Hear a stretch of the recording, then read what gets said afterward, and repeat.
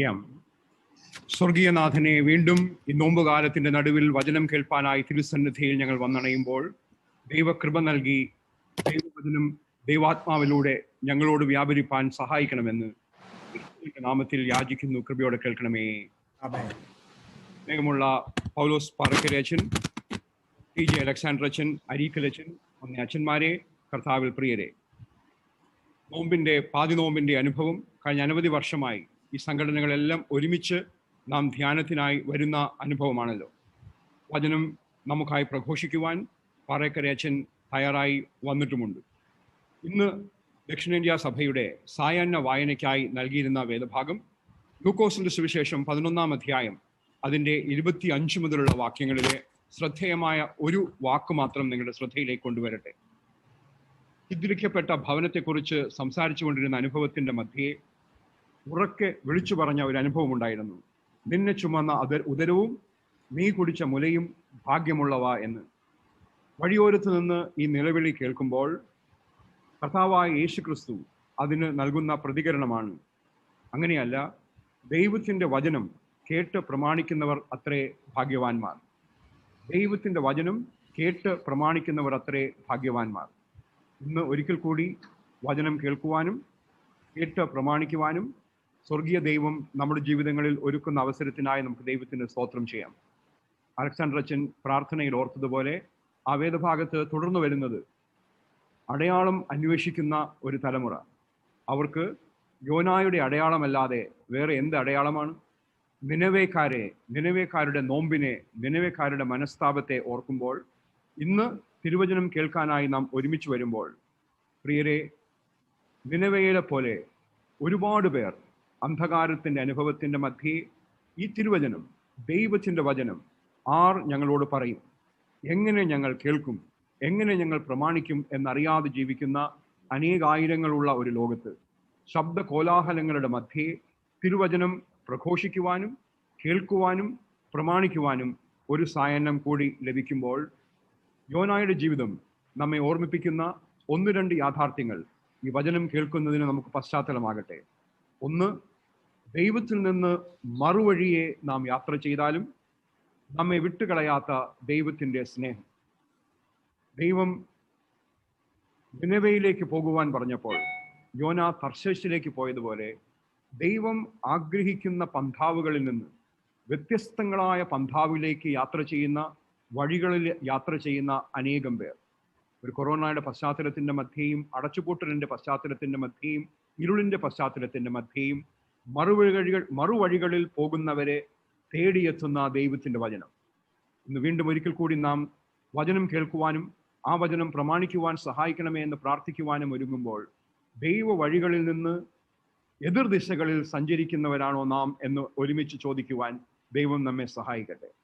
ആ അനുഭവത്തിനൊടുവിൽ ആഴിയുടെ ആഴങ്ങളിലേക്ക് വലിച്ചെറിയപ്പെടുന്ന അനുഭവം യോനായ്ക്കുണ്ടാകുമ്പോഴും ആ തിമിംഗലത്തിൻ്റെ വയറിനുള്ളിൽ ആഴങ്ങളിൽ വിട്ടുകളയാതെ തേടിയെത്തുന്ന ദൈവത്തിൻ്റെ സ്നേഹം, അയ്യം വിളിക്കുന്ന ആ അനുഭവം, യോനായുടെ ജീവിതത്തിലുണ്ടായ ആ വലിയ മത്സ്യത്തിൻ്റെ അകമേയിരിക്കുന്ന ഇരുളിൻ്റെ അനുഭവം, ആശങ്കയുടെ അനുഭവം ഈ കൊറോണ കാലത്ത് അനേകരുടെ ജീവിത അനുഭവമായിരുന്നു. ആശങ്കയുടെയും ഇരുളിൻ്റെയും അനുഭവത്തിൻ്റെ മധ്യേ വെളിച്ചമായി വന്നണയണമെന്ന് പറയുന്നത് പോലെ അയ്യം വിളിക്കുന്ന യോനായുടെ അരികിലേക്ക് എത്തുന്ന ദൈവത്തിൻ്റെ വചനം. കഴിഞ്ഞ പാതി നോമ്പിന് ഒത്തുകൂടുവാൻ കഴിയാതിരുന്ന നമുക്ക് ഇക്കുറി സൂം മീറ്റിങ്ങിനെങ്കിലും ഒത്തുകൂടുവാൻ കഴിയുമ്പോൾ ഈ ഒരു വർഷം അനേകരുടെ ജീവിതത്തെ ആഴിയുടെ ആഴങ്ങളിൽ വലിച്ചെറിഞ്ഞ അനുഭവമുണ്ടായി. അവിടെ വിമോചനത്തിൻ്റെയും പ്രത്യാശയുടെയും ആശ്വാസത്തിൻ്റെയും അനുഭവമായി ദൈവവചനം വന്നണയുന്നതിന് ഇതുപോലുള്ള കൂടിവരവുകൾ നമ്മെ സഹായിക്കണം. മാനസാന്തരത്തിൻ്റെ അനുഭവം. യോന തിരികെ ചെന്നു, നിനവയിലെ ജനങ്ങളോട് സംസാരിച്ചു. ആ ജനങ്ങൾ മാനസാന്തരപ്പെട്ടു, രട്ടെടുത്തു. വചനം കേൾക്കുകയും പ്രമാണിക്കുകയും ചെയ്യുക എന്ന് പറയുന്നത് മാനസാന്തരപ്പെടുകയും ദൈവത്തിങ്കിലേക്ക് തിരികെ വരികയും ചെയ്യുന്ന അനുഭവത്തിൻ്റെ ആഴങ്ങളാണ്. അതുപോലെ തന്നെ ആ വേദഭാഗം യോനായുടെ പുസ്തകം അവസാനിക്കുമ്പോൾ കരുവേലകത്തിൻ്റെ കീഴിൽ യോന ദൈവത്തിൻ്റെ കൃപയുടെ ആഴങ്ങൾ തിരിച്ചറിയുന്ന അനുഭവം, ദൈവസ്നേഹത്തിൻ്റെ ബഹുലത അനുഭവിച്ചറിയുന്ന അനുഭവം, നശിച്ചു പോകുന്ന ഏവരെയും കുറിച്ച് കരുതലുള്ള ദൈവത്തിൻ്റെ വചനം. അബണ്ടന്റ് ലൈഫും ഈ സംഘടനകളെല്ലാം വീണ്ടും ഒരിക്കൽ കൂടി ഈ പാതി നോമ്പ് ആരംഭിക്കുമ്പോൾ പറക്കര അച്ഛൻ്റെ വചനം കേൾക്കുവാനായി നാം ഒരുങ്ങുമ്പോൾ സമൃദ്ധമായ ജീവന്റെ മുൻരുചി അനേകർക്ക് പകർന്നു കൊടുക്കുവാൻ, വചനം കേട്ട് പ്രമാണിച്ച് ജീവിപ്പാൻ ഒരുപാട് പേരെ സഹായിക്കുവാൻ നമ്മുടെ ഇടപെടലുകൾക്ക് കഴിയട്ടെ. ഇരുളിൽ ജീവിക്കുന്ന അനേകർക്ക് പ്രകാശമായി മാറുവാൻ, എതിർദിശകളിൽ സഞ്ചരിക്കുന്നവർ ദൈവദിശയിങ്കലേക്ക് തിരിയുവാൻ, ആഴിയുടെ ആഴങ്ങളിൽ ഒറ്റയ്ക്കായി പോയവർ ദൈവ സാന്ത്വനം തിരിച്ചറിയുവാൻ, കരുവേലകത്തിന്റെ ചുവട്ടിൽ ചോദ്യങ്ങളുമായിരിക്കുന്നവർ ദൈവ കൃപയുടെ ആഴങ്ങൾ തിരിച്ചറിയുവാൻ ഈ സായാഹ്നത്തിലെ ധ്യാനത്തിലൂടെ ദൈവം നമ്മെ സഹായിക്കട്ടെ. പ്രാർത്ഥനയോടെ പാറക്കരയച്ചന്റെ വചനം നമുക്ക് ശ്രവിക്കാം. പിതാവിന്റെയും പുത്രന്റെയും പരിശുദ്ധാത്മാവിന്റെയും നാമത്തിൽ ഈ സമ്മേളനം ഉദ്ഘാടനം ചെയ്തതായി പ്രഖ്യാപിച്ച് സ്നേഹമുള്ള പാറക്കരയച്ചന്റെ വചനം ദൈവത്താൽ അനുഗ്രഹിക്കപ്പെട്ടതാകട്ടെ എന്ന് പ്രാർത്ഥിച്ച് ഞാൻ എൻ്റെ വാക്കുകളെ ചുരുക്കാം. പിതാവിനും പുത്രനും പരിശുദ്ധാത്മാവിനും സ്തുതി. ആദ്യം മുതൽ നമ്മുടെ മേൽ ദൈവകരുണയും മനോഗുണവും എന്നേക്കും ഉണ്ടായിരിക്കട്ടെ. ആമേൻ. ദൈവത്തിന്റെ പരിശുദ്ധമായ തിരുനാമത്തിന് മഹത്വം ഉണ്ടാകട്ടെ. ക്രിസ്തുയേശുവിലെ ഏറ്റവും ബഹുമാന്യരായ വൈദിക സഹോദരന്മാരെ, കർത്താവിലെ ഏറ്റവും സ്നേഹമുള്ള കൂട്ടുവേലക്കാരെ, ഈ അനുഗ്രഹീതമായ സായംകാലത്ത് വെർച്വൽ പ്ലാറ്റ്ഫോം വഴിയായി ലോകത്തിന്റെ വിവിധ ഭാഗങ്ങളിൽ ഈ മീറ്റിംഗിൽ പങ്കുചേർന്ന ദൈവവചനം ശ്രവിക്കുന്ന പ്രിയ ദൈവമക്കളെ, എല്ലാവർക്കും നമ്മുടെ കർത്താവും രക്ഷിതാവുമായ യേശുമിശിഹായുടെ പരിപാവനമായ തിരുനാമത്തിൽ സ്നേഹവന്ദനം, സന്ധ്യാവന്ദനം അറിയിക്കട്ടെ. നമ്മൾ വീണ്ടും ഒരിക്കൽ കൂടെ കർത്താവിന്റെ പാദപീഠത്തിൽ ഇപ്രകാരം ചേർന്നു വരുവാൻ സ്വർഗത്തിൽ ദൈവം നമുക്ക് ഭാഗ്യം തന്നിരിക്കുന്നു. മുഖാമുഖം നാം കാണുന്നു, നേരിട്ട് നാം മുഖാമുഖം കാണുന്നില്ലെങ്കിലും മീഡിയ വഴിയായി കാണുവാനുള്ള ഭാഗ്യവും അവസരവും കർത്താവ് നമുക്ക് നൽകുന്നു. ഇത് ദൈവത്തിന്റെ പദ്ധതിയാണ്.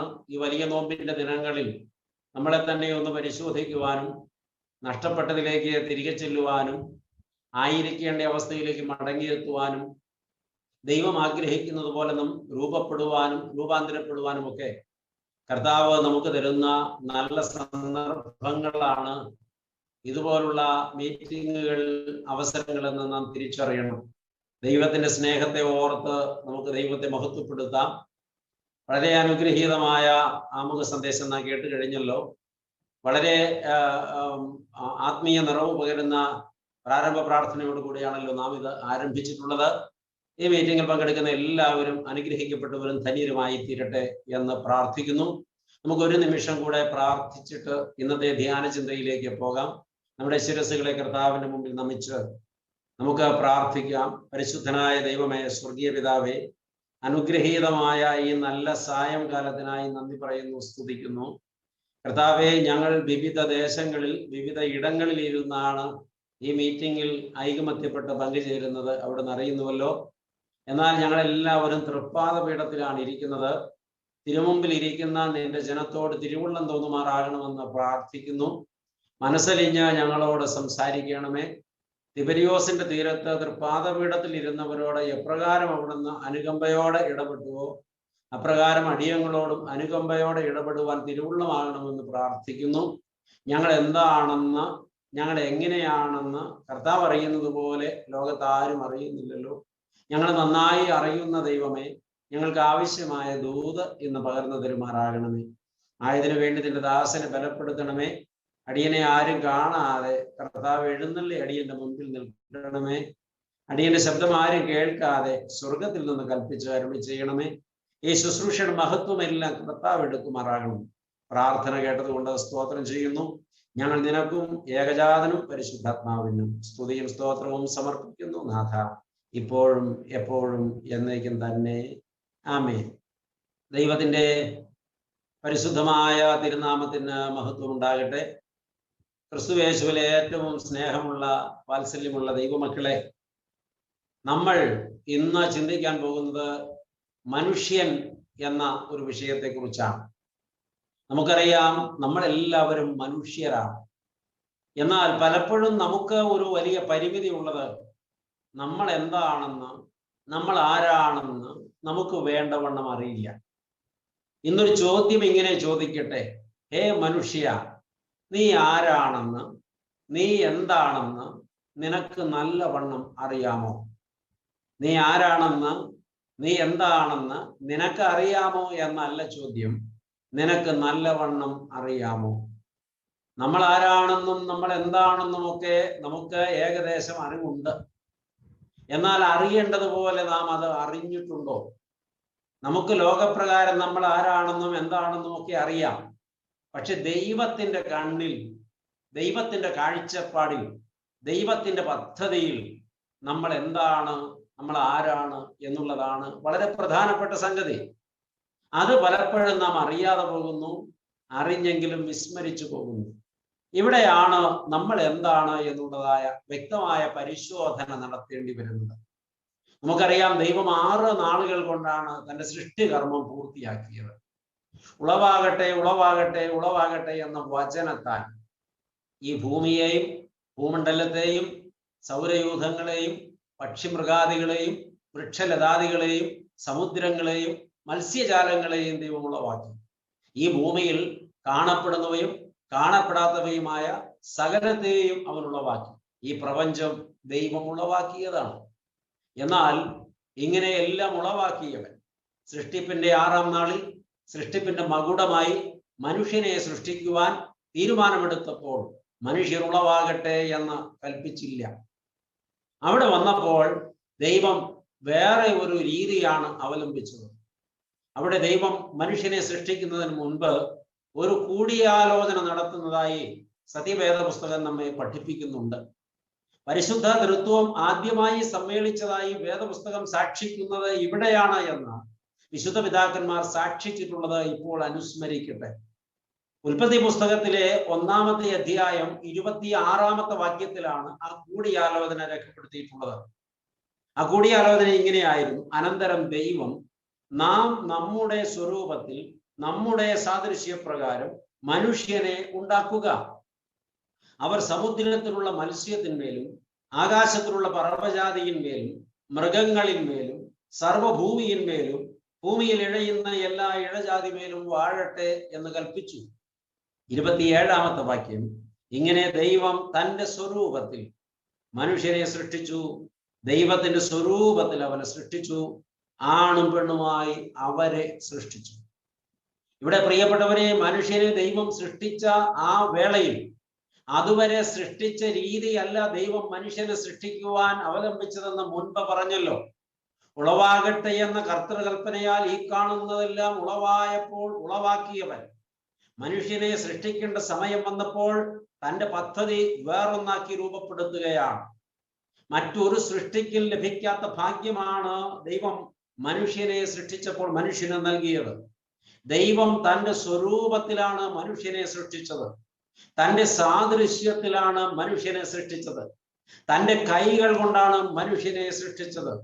ലോകത്തുള്ള മറ്റ് ഒരു ജീവജാലത്തിന്റെ മേലും ദൈവം തന്റെ കരം തൊട്ടിട്ടില്ല. മറ്റൊരു ജീവജാലത്തിന്റെ മേലും ദൈവം തന്റെ സ്വരൂപം വെച്ചിട്ടില്ല. മറ്റൊരു ജീവജാലത്തിന്റെ മേലും ദൈവം തന്റെ സാദൃശ്യം വെച്ചിട്ടില്ല. മറ്റൊരു ജീവജാലത്തിന്റെ മൂക്കിലും ദൈവം ജീവശ്വാസം ഊതിയില്ല. അതുകൊണ്ട് തന്നെ മനുഷ്യൻ ഒരത്ഭുതമാണ് പ്രിയപ്പെട്ടവര്. ലോകത്തുള്ള മറ്റ് ജീവജാലങ്ങളുടെ കൂട്ടത്തിൽപ്പെട്ട ഒരു ജീവി എന്നല്ല മനുഷ്യനെ കുറിച്ച് പറയേണ്ടത്. ശാസ്ത്രകാരന്മാരൊക്കെ അവകാശപ്പെടുന്നത് മനുഷ്യൻ മൃഗജാലത്തിന്റെ കൂട്ടത്തിൽപ്പെട്ട ഒരു മൃഗമാണെന്നാണ്. ആ മൃഗങ്ങളുടെ കൂട്ടത്തിൽ കുറച്ച് വിശേഷതയുള്ള ഒരു മൃഗം. എന്നാൽ അങ്ങനെയല്ല പ്രിയപ്പെട്ടവരെ. മനുഷ്യൻ മൃഗത്തേക്കാൾ ഹീനനാകുന്ന ചില സമയങ്ങളൊക്കെ വരുന്നുണ്ട്, അങ്ങനെയുള്ള ആളുകളുമുണ്ട്. എന്നാൽ മനുഷ്യനൊരു മൃഗമല്ല എന്നുള്ളതാണ് സത്യം. മനുഷ്യൻ ഒരു വിശേഷപ്പെട്ട സൃഷ്ടിയാണ്. മനുഷ്യനെ സൃഷ്ടിക്കുമ്പോൾ തന്നെ ദൈവം ആ സൃഷ്ടിപ്പിന്റെ ലക്ഷ്യം വെളിപ്പെടുത്തുന്നുണ്ട്. അവർ സമുദ്രത്തിലുള്ള മത്സ്യത്തിന്മേലും ആകാശത്തിലുള്ള പർവ്വജാതിയിന്മേലും മൃഗങ്ങളിന്മേലും സർവഭൂമിയിന്മേലും ഭൂമിയിൽ ഇഴയുന്ന എല്ലാ ഇഴജാതിമേലും വാഴട്ടെ എന്ന് കൽപ്പിച്ചു. മൃഗങ്ങളുടെ മേൽ വാഴാൻ ദൈവം ഒരു മൃഗത്തെയല്ല ഉണ്ടാക്കിയത്. മനുഷ്യനൊരു വ്യത്യസ്തപ്പെട്ട സൃഷ്ടിയാണ്. ആ സൃഷ്ടിക്ക് ദൈവം തന്റെ സ്വരൂപവും തന്റെ സാദൃശ്യവുമാണ് നൽകിയത്. ഹേ മനുഷ്യ, നീ ദൈവത്തിന്റെ സ്വരൂപമാണ്. ഹേ മനുഷ്യ, നീ ദൈവത്തിന്റെ സാദൃശ്യമാണ്. ഇത് എത്ര പേർക്ക് ബോധ്യമുള്ള സത്യമാണ് പ്രിയപ്പെട്ടവരെ? എത്ര പേർക്ക് ഇത് പരിജ്ഞാനപ്പെടുവാൻ കഴിഞ്ഞിട്ടുണ്ട്? മനുഷ്യൻ ദൈവത്തിന്റെ സ്വരൂപവും ദൈവത്തിന്റെ സാദൃശ്യവും ആയതുകൊണ്ടാണ് മനുഷ്യന് ദൈവത്തോട് കൂട്ടായ്മ ആചരിപ്പാൻ കഴിയുന്നത്. ഈ ലോകത്തുള്ള മറ്റൊരു ജീവിക്കും ദൈവത്തോട് കൂട്ടായ്മ ആചരിപ്പാൻ കഴിയുന്നില്ല. ദൈവത്തോട് കൂട്ടായ്മ ആചരിപ്പാൻ കഴിയുന്ന ഒരേ ഒരു സൃഷ്ടി മനുഷ്യനാണ്. അതിന്റെ കാരണം മനുഷ്യൻ ദൈവ സാദൃശ്യത്തിൽ സൃഷ്ടിക്കപ്പെട്ടു എന്നുള്ളത് മാത്രമാണ്. മനുഷ്യന് ദൈവത്തോട് സംസാരിക്കുവാൻ കഴിയുന്നു, മനുഷ്യന് ദൈവത്തോട് പറവാൻ കഴിയുന്നു, മനുഷ്യന് ദൈവം പറയുന്നത് കേൾപ്പാൻ കഴിയുന്നു, മനുഷ്യന് ദൈവത്തോട് ആശയവിനിമയം നടത്താൻ കഴിയുന്നു, മനുഷ്യന് ചിന്തിക്കുവാൻ കഴിയുന്നു, മനുഷ്യന് തീരുമാനമെടുക്കുവാൻ കഴിയുന്നു, ആ തീരുമാനങ്ങൾ പ്രാവർത്തികമാക്കാൻ കഴിയുന്നു. എന്തുകൊണ്ടാണ് ഇതൊക്കെ മനുഷ്യന് സാധ്യമാകുന്നത്? അതിന്റെ കാരണം മനുഷ്യൻ ദൈവ സാദൃശ്യത്തിൽ സൃഷ്ടിക്കപ്പെട്ട അനുഗ്രഹിക്കപ്പെട്ട സൃഷ്ടിയാണ് എന്നുള്ളതാണ്. ലോകത്ത് ഇതുപോലെ മറ്റൊരു സൃഷ്ടിയില്ല പ്രിയപ്പെട്ടവരെ. അത്രമാത്രം വിലപ്പെട്ടവരും അത്രമാത്രം ശ്രേഷ്ഠതയുള്ളവരും അത്രമാത്രം വിലമതിക്കാനാകാത്തവരുമായ ആളുകളാണ് നമ്മൾ. ഞാൻ എൻ്റെ വിലയറിയാതെ പോയാൽ, ഞാൻ എൻ്റെ നിലയറിയാതെ പോയാൽ, ഞാൻ എൻ്റെ ജീവിതത്തെ താറുമാറാക്കി കളയുന്ന ഒരധമ പാപിയായി അധപ്പതിച്ചു പോകും. നാം നമ്മുടെ ജീവിതത്തെ നന്നായി പരിശോധിക്കണം. ദൈവസാദൃശ്യം ഏതെല്ലാം തലങ്ങളിലാണ് നമ്മളിൽ ഇപ്പോൾ ദൈവം വച്ചിരിക്കുന്നത്? ഏതെല്ലാം തലങ്ങളിലാണ്, ഏതെല്ലാം നിലകളിലാണ് ദൈവസാദൃശ്യം ദൈവം മനുഷ്യരിൽ വച്ചിരിക്കുന്നത്? 4 തലങ്ങൾ ഇന്ന് നാം പരിശോധിക്കും. ഈ 4 തലങ്ങളിലും ഇപ്പോഴും ദൈവസാദൃശ്യം നമ്മിൽ ഉണ്ടോ എന്ന് വിലയിരുത്തുവാൻ ഇത് പരിശോധിക്കുന്നത് മുഖാന്തരമായി തീരണം. സ്വയത്തിലേക്ക് ഒരു തിരിഞ്ഞു നോട്ടമാണ് ഈ സന്ദേശത്തിലും ലക്ഷ്യമിടുന്നത്. പ്രത്യേകിച്ച് നോമ്പിന്റെ നാളുകളിൽ നാം ആയിരിക്കേണ്ടതുപോലെ ആയിരിക്കുന്നുവോ എന്ന് നാം ആരായേണ്ട ഒരു സമയമാണിത്. അതുകൊണ്ട് പ്രിയപ്പെട്ടവരെ, ഈ ചിന്ത ഈ നോമ്പ് കാലത്ത് നമുക്ക് നമ്മെ പരിശോധിപ്പാൻ ഉതകുന്നത് തന്നെ ആയിരിക്കട്ടെ. ഒന്നാമത്, ദൈവം മനുഷ്യന്റെ മേൽ വെച്ചത് ദൈവത്തിന്റെ ധാർമ്മിക സാദൃശ്യമാണ്. ദൈവത്തിന്റെ ധാർമ്മിക സാദൃശ്യം എന്ന് വെച്ചാൽ എന്താണ്? ദൈവം പരിപൂർണനായ പരിശുദ്ധനാണ്. ദൈവം പരിശുദ്ധനാണ്, പരിശുദ്ധനാണ്, പരിശുദ്ധനാണ്. ഒപ്പം ദൈവം നീതിമാനാണ്. പരിശുദ്ധനായ ദൈവം, നീതിമാനായ ദൈവം തന്റെ പരിശുദ്ധിയും നീതിയുമാകുന്ന ധാർമ്മികത, ആ സാദൃശ്യം മനുഷ്യന് സൃഷ്ടിച്ചപ്പോൾ നൽകിയിരിക്കുന്നു. ദൈവസാദൃശ്യത്തിൽ സൃഷ്ടിക്കപ്പെട്ട മനുഷ്യന് ദൈവസാദൃശ്യം ഉണ്ടായിരിക്കണം. എങ്കിൽ ദൈവസാദൃശ്യമാകുന്ന, ധാർമ്മിക സാദൃശ്യമാകുന്ന നീതിയും വിശുദ്ധിയും മനുഷ്യനിൽ ഉണ്ടാകണം. അപ്രകാരമാണ് ദൈവം മനുഷ്യനെ സൃഷ്ടിച്ചത്. ഈ പരിശുദ്ധനായ ദൈവത്തോടൊപ്പം മനുഷ്യൻ വിശുദ്ധി ഉണ്ടായിരുന്നത് കൊണ്ടാണ്, നീതി ഉണ്ടായിരുന്നത് കൊണ്ടാണ് മനുഷ്യന് ദൈവവുമായി സഹവസിക്കാൻ കഴിഞ്ഞത്. ഈ പരിശുദ്ധനായ ദൈവത്തോടൊപ്പം മനുഷ്യന് ദൈവം തേജസ് നൽകിയത് കൊണ്ടാണ് ദൈവത്തോടൊപ്പം മനുഷ്യന് സഹവസിക്കാനും സഞ്ചരിക്കുവാനും കഴിഞ്ഞത്. ഓർക്കണം പ്രിയപ്പെട്ടവരെ, ഇപ്രകാരം ഒരു ധാർമ്മിക സാദൃശ്യത്തിൽ മനുഷ്യൻ സൃഷ്ടിക്കപ്പെട്ടിരിക്കെ ആ ധാർമ്മിക സാദൃശ്യം എത്രത്തോളം നമ്മിൽ ഇപ്പോൾ നിലനിൽക്കുന്നു എന്ന് നാം പരിശോധിക്കണം. നാം എത്രത്തോളം നീതിബോധമുള്ളവരാണ് എന്ന് നാം പരിശോധിക്കണം. ജഡത്തിൽ വസിക്കുന്ന മനുഷ്യനെ സംബന്ധിച്ച് പലപ്പോഴും അറിഞ്ഞോ അറിയാതെയോ മനുഷ്യൻ ലോകാനുരൂപിയായി പോകുന്നു. ജഡത്തെ പ്രിയപ്പെടുന്നു, ജഡസുഖങ്ങളെ പ്രിയപ്പെടുന്നു. സ്രഷ്ടാവായ ദൈവത്തിന്റെ ധാർമ്മിക സാദൃശ്യമാകുന്ന വിശുദ്ധി മനുഷ്യൻ കൈവിട്ട് കളയുന്നു. മനുഷ്യന്റെ ആത്മാവും ശരീരവും മനസ്സും പലപ്പോഴും കളങ്കപ്പെട്ടതായി തീരുന്നു. പരിശുദ്ധനായ ദൈവത്തിന്റെ പരിശുദ്ധിക്ക് യോഗ്യമായ ഒരു ജീവിത ശൈലി മനുഷ്യൻ നഷ്ടപ്പെടുത്തി കളയുന്നു. പാപത്തെ പ്രണയിക്കുന്ന ഏതു വ്യക്തിയും, അത് ഏത് തലങ്ങളിലുള്ള പാപമായാലും, ദൈവത്തിന്റെ സാദൃശ്യത്തിൽ നിന്ന് സ്വയം അന്യപ്പെടുത്തുന്നു. ദൈവസാദൃശ്യം മനുഷ്യന് നഷ്ടപ്പെടുകയല്ല, മനുഷ്യനത് നഷ്ടപ്പെടുത്തുകയാണ് ചെയ്യുന്നത്. പ്രിയപ്പെട്ടവരെ, ദൈവസാദൃശ്യം നഷ്ടപ്പെടുത്തിയിട്ടുണ്ടോ നമ്മൾ? ഏതെങ്കിലും പാപം നമ്മുടെ മേൽ നിന്ന് അധികാരം നടത്തുന്നുവെങ്കിൽ നാം ദൈവത്തിന്റെ ധാർമ്മിക സാദൃശ്യത്തിൽ നിന്ന് അന്യപ്പെട്ടു. അനീതി നമ്മുടെ ജീവിതത്തിൽ കുടികൊള്ളുന്നുവെങ്കിൽ, അനീതിക്ക് നാം കൂട്ടുനിൽക്കുന്നുവെങ്കിൽ, അനീതി നാം പ്രവർത്തിക്കുന്നുവെങ്കിൽ, നീതിരഹിതമായ കാഴ്ചപ്പാടുകളും പ്രവർത്തികളും നമ്മിൽ ഉണ്ടെങ്കിൽ നാം ദൈവത്തിന്റെ ധാർമ്മിക സാദൃശ്യത്തിൽ നിന്ന് അന്യപ്പെട്ടു പോയിരിക്കുന്നു. അവിടെ മനുഷ്യനെ ദൈവത്തിന് നഷ്ടപ്പെട്ടിരിക്കുന്നു. മനുഷ്യൻ ദൈവത്തിൽ നിന്ന് അകന്നിരിക്കുന്നു. അതിന്റെ ഉത്തരവാദി ദൈവമല്ല. ഈ നാളുകളിൽ പലരും ചോദിക്കുന്നു, ദൈവമേ നീ എന്നെ ഉപേക്ഷിച്ച് കളഞ്ഞതെന്ത്? ആ ചോദ്യം തന്നെ തെറ്റാണ് പ്രിയപ്പെട്ടവരെ. ദൈവം ആരെയും ഉപേക്ഷിച്ചിട്ടില്ല, ഉപേക്ഷിക്കുന്നവനുമല്ല. മനുഷ്യൻ ദൈവത്തെയാണ് ഉപേക്ഷിക്കുന്നത്.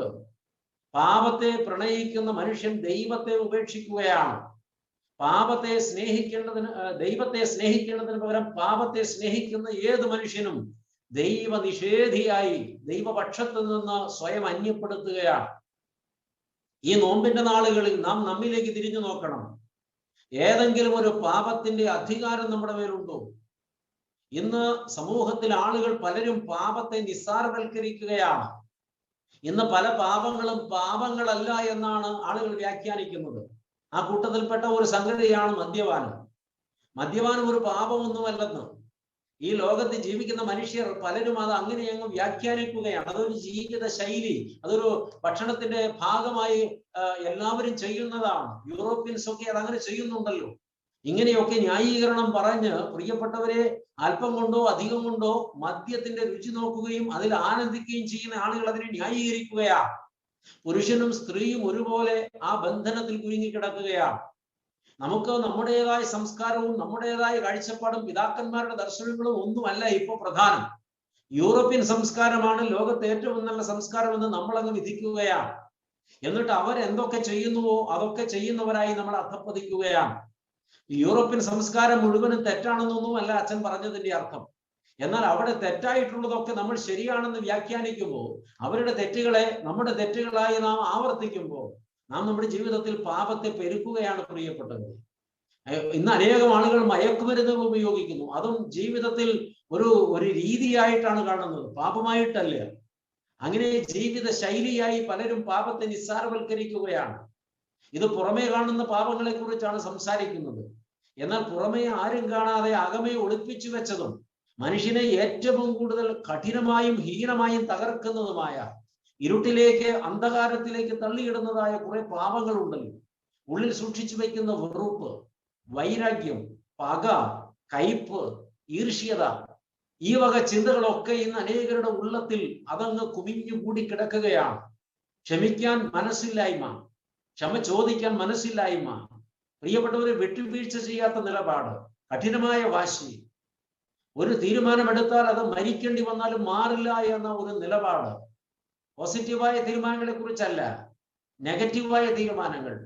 പ്രിയപ്പെട്ടവരെ ബന്ധങ്ങൾ ഉലഞ്ഞു പോകുന്നു, പലപ്പോഴും സാഹോദര്യം നഷ്ടപ്പെട്ടു പോകുന്നു, വിട്ടുവീഴ്ച ചെയ്യാൻ മനസ്സില്ലാതെയാകുന്നു, കുടുംബ ബന്ധങ്ങൾ പലതും ഉലഞ്ഞു പോകുന്നു, കൂട്ടായ്മ ബന്ധങ്ങൾ പലതും ഉലഞ്ഞു പോകുന്നു.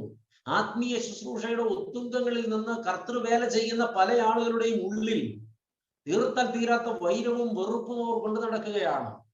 പൂർവ്വകാലത്ത് ഒരുമിച്ച് പ്രവർത്തിച്ച പല ശുശ്രൂഷകരെയും അവർക്ക് ഉൾക്കൊള്ളാനോ അംഗീകരിക്കാനോ അവരോട് സ്നേഹത്തോട് പെരുമാറാനോ അവരെ കാണുമ്പോൾ ഒന്ന് ചിരിക്കാനോ കർത്താവിന്റെ നാമത്തിലൊരു വന്ദനം പറയാനോ ഇന്ന് പല ആത്മീക ശുശ്രൂഷകർക്കും കഴിയുന്നില്ല. ഉള്ളിൽ നിറച്ചും പകയാണ്, പുകയുന്ന കനലുകൾ അവരുടെ ഉള്ളിൽ അവർ കൊണ്ടു നടക്കുകയാണ്. അവരെങ്ങനെയാണ് ദൈവത്തിന്റെ ധാർമ്മിക സാദൃശ്യം അവകാശപ്പെടുക? മനസ്സും ആത്മാവും ഒരുപോലെ ദൈവസന്നിധിയിൽ കളങ്കപ്പെട്ടിരിക്കുകയാണ്. അവരുടെ ആരാധനകൾ ഒരിക്കലും ആരാധനകളാകുന്നില്ല. അവർ ദൈവത്തെയും കബളിപ്പിക്കാൻ ശ്രമിക്കുകയാണ്. കർത്താവ് പറഞ്ഞിട്ടുണ്ട്, നീ വഴിപാടുമായി യാഗപീഠത്തിന് മുമ്പിൽ വരുമ്പോൾ നില്ല്, ഒരു നിമിഷം നീ നിന്നോട് ചോദിക്ക്, ആർക്കെങ്കിലും നിന്നോട് വിരോധമുണ്ടോ? ആർക്കെങ്കിലും നിന്നോട് വിരോധമുണ്ടെങ്കിൽ നിശ്ചയമായും ആ ആളുടെ വിരോധം നിന്നോട് ഉണ്ടാകേണ്ടതിന് നീ ആ ആളെ ഏതെങ്കിലും തലങ്ങളിൽ മുറിവേൽപ്പിച്ചിട്ടുണ്ട്. ആ വഴിപാട് ഇവിടെ കഴിക്കണ്ട. ഒരാൾ നിന്നോട് കയ്പ് വെച്ചിരിക്കുമ്പോ, ഒരാൾ നിന്നോട് വെറുപ്പ് വെച്ചിരിക്കുമ്പോ, ഒരാൾ നിന്നെ പ്രതി സങ്കടപ്പെട്ടിരിക്കുമ്പോ, ഒരാൾ നിന്റെ നിലപാടുകളെ പ്രതി കണ്ണുനീരുറ്റിക്കുമ്പോ നീ എന്നെ പ്രസാദിപ്പിക്കാൻ വഴിപാടുമായി വന്നാൽ അത് സ്വീകാര്യമല്ല. ഞാൻ പ്രസാദിക്കുന്ന യഥാർത്ഥ വഴിപാട് നിരപ്പിന്റെ വഴിപാടാണ്. നീ ആ വഴിപാട് അവിടെ വെച്ചിട്ട് പോയി ആദ്യമേ ആ ആളോട് രമ്യതപ്പെടുക, എന്നിട്ട് വന്ന് വഴിപാട് കഴിക്കുക. അപ്പോഴാണ് ആ വഴിപാട് സ്വീകരിക്കപ്പെടുന്നത്. ഇന്ന് നമ്മുടെ ഒരു വലിയ അബദ്ധം എന്താണെന്നറിയാമോ? നാം യോഗ്യതയോടെയല്ല വഴിപാട് കഴിക്കുന്നത്, പിന്നെ വഴിപാടിന്റെ വലിപ്പം വർദ്ധിപ്പിച്ച് ദൈവത്തെ വിലയ്ക്ക് വാങ്ങാൻ ശ്രമിക്കുകയാണ്. ചില ആളുകളുടെ ഒരു മണ്ടത്തരമാണത്. വഴിപാടിന്റെ വലിപ്പം കൂട്ടിയാൽ ദൈവം എനിക്ക് അനുകൂലപ്പെടുമെന്ന്. ഈ ലോകത്ത് ചില മനുഷ്യരുടെ കാഴ്ചപ്പാട് അങ്ങനെയാണ്. കൊടുക്കുന്ന കാഴ്ചകളുടെ വലിപ്പം അനുസരിച്ച് അവരുടെ പ്രസാദവും കൂടും. ഇന്ന് ആളുകൾ ചിന്തിക്കുന്നത് എന്റെ അതേ മനോഭാവമാണ് ദൈവത്തിനും എന്നാണ്. വാങ്ങുകയും കൊടുക്കുകയും ചെയ്യുന്നവർ ചിന്തിക്കുന്നത് ഇത് വാങ്ങുകയും കൊടുക്കുകയും ചെയ്യുമ്പോൾ എനിക്കുണ്ടാകുന്ന മനോഭാവം പോലെ ദൈവം മനോഭാവം മാറ്റുമെന്നാണ്. ദൈവം പറഞ്ഞത് അതല്ല. നീ വഴിപാട് കഴിക്കുക, അപ്പോൾ തന്നെ യോഗ്യതയോടെ കഴിക്കുക. നമുക്ക് നമ്മുടെ ഹൃദയത്തിൽ വിശുദ്ധി കണ്ടെത്താൻ കഴിയുന്നില്ലെങ്കിൽ, നിരപ്പ് കണ്ടെത്താൻ കഴിയുന്നില്ലെങ്കിൽ, ക്ഷമിക്കാൻ കഴിയുന്നില്ലെങ്കിൽ, നമ്മുടെ ജീവിതത്തിൽ തെറ്റുകളെ തിരുത്താൻ ഇല്ലെങ്കിൽ, നമ്മുടെ തെറ്റായ ശീലങ്ങളെ വിട്ട് തിരിയാൻ കഴിയുന്നില്ലെങ്കിൽ, നമ്മൾ എന്ത് യാഗമാണ് പ്രിയപ്പെട്ടവരെ കഴിക്കുന്നത്? ഈ നോമ്പിന്റെ നാളുകളിൽ നമ്മുടെ നമസ്കാരങ്ങളും പ്രാർത്ഥനകളും നമ്മുടെ യാഗങ്ങളും നമ്മുടെ വഴിപാടുകളും ദൈവസന്നിധിയിൽ സ്വീകരിക്കപ്പെടുന്നുണ്ടോ എന്ന് നമ്മളോട് തന്നെ ഒന്ന് ചോദിപ്പാൻ ഈ നോമ്പിന്റെ നടുവിൽ, ഈ നോമ്പിന്റെ മധ്യാഹ്നത്തിൽ ദൈവത്തിന്റെ പരിശുദ്ധാത്മാവ് ഇന്ന് രാത്രി നമ്മുടെ ഹൃദയങ്ങളെ ഇളക്കുകയാണ്. നമുക്ക് നമ്മെക്കുറിച്ച് തന്നെ ഒരു അവബോധം ഉണ്ടാകണം. ചോദ്യം ആവർത്തിക്കുകയാണ്, ദൈവത്തിന്റെ ധാർമ്മിക സാദൃശ്യം പ്രിയ ദൈവ പൈതലെ ഇപ്പോഴും നിന്നിലുണ്ടോ? വലിയ വെല്ലുവിളിയായി ഈ വാചകം എന്റെയും നിങ്ങളുടെയും ശിരസിൽ വന്ന് ചുറ്റിക പോലെ ആഞ്ഞടിക്കുകയാണ്. ദൈവത്തിന്റെ ധാർമ്മിക സാദൃശ്യം പ്രിയ മനുഷ്യ ഇപ്പോൾ നിന്നിലുണ്ട്. നഷ്ടപ്പെട്ടു പോയി എങ്കിൽ തിരുത്തപ്പെടണം പ്രിയപ്പെട്ടവരെ. ഈ നോമ്പിന്റെ നാളുകളിൽ വലിയൊരു അനുതാപത്തോടെ വലിയ ഒരു തിരിച്ചുവരവ് നമ്മിൽ ഉണ്ടാകണം. നമുക്കറിയാം, ഇത് കുംഭസാരത്തിന്റെ ഒരുക്ക നാളുകൾ കൂടെയാണ്. നാം നമ്മെ തന്നെ കണ്ടെത്തുന്ന, നാം നമ്മുടെ ദൈവസന്നിധിയിൽ നമ്മെ തന്നെ കണ്ടെത്തുന്ന ദിനങ്ങളാണ്. ഒരുങ്ങിക്കൊള്ളുക. രണ്ടാമത് ദൈവിക സാദൃശ്യത്തെ കുറിച്ച് പറയുന്നത് ദൈവം സ്നേഹമാണ്. ദൈവത്തെ മറ്റൊരു വാക്കിൽ വിളിക്കാമെങ്കിൽ അത് സ്നേഹം എന്ന് തന്നെയായിരിക്കും. ശുദ്ധമുള്ള യോഹന്നാൻ എഴുതിയ 1-ാം ലേഖനം 4-ാം അധ്യായത്തിന്റെ 8-ാം തിരുവചനം അവിടെ അങ്ങനെ തന്നെ എഴുതിയിട്ടുണ്ട്, ദൈവം സ്നേഹമാകുന്നു. യോഹന്നാൻ എഴുതിയ 1-ാം ലേഖനം 4-ാം അധ്യായത്തിന്റെ 16-ാം തിരുവചനത്തിൽ അതേ വാചകം ആവർത്തിച്ചെഴുതിയിരിക്കുന്നു, ദൈവം സ്നേഹമാകുന്നു. പ്രിയപ്പെട്ടവരെ, വേദപുസ്തകത്തെ ആകെ ഒരു വാക്കിൽ ഒതുക്കിയാൽ അത് സ്നേഹം എന്ന വാക്കിലാണ് ഒതുക്കാൻ കഴിയുക. ദൈവം സ്നേഹമാകുന്നു. ലോകത്ത് നിന്ന് പലരും ശിക്ഷിക്കുന്ന ദൈവത്തെ കുറിച്ച് ഒരുപാട് പ്രഘോഷിക്കുന്നുണ്ട്.